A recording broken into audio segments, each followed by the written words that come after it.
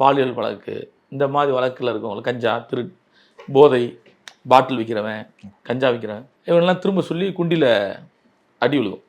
பேசிட்டு போய் அடிச்சுட்டே இருப்பாங்க சிறை காவலர்கள்.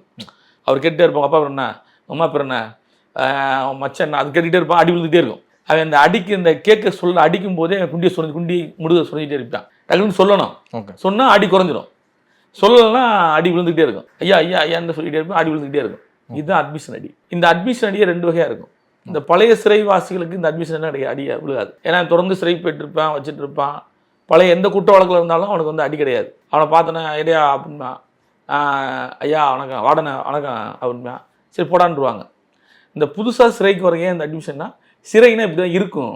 அந்த உணர்தல், ஒரு குற்றவாளியாக நீ சிறைக்கு போனோன்னா நீ டாக்டராக இருப்ப, இன்ஜினியராக இருப்ப, நீ ஏதாச்சும் தொழில் நிறுவனம் வச்சுருப்ப, இல்லை ஒரு கடை வச்சுருப்ப, எதாக இருந்தாலும் ஏதோ ஒரு வழக்கில் சிறைக்கு போயிட்டுனா ஒன்று அங்கே சக கைதிகளுடைய டார்ச்சர், சிறை காவலுடைய டார்ச்சர், இதெல்லாம் வந்து உன்னை வந்து இனிமேல் சிறைக்கே போகக்கூடாது அப்பா அப்படின்னு சொல்ல வைக்கும். அதான் இந்த அட்மிஷன் அடி.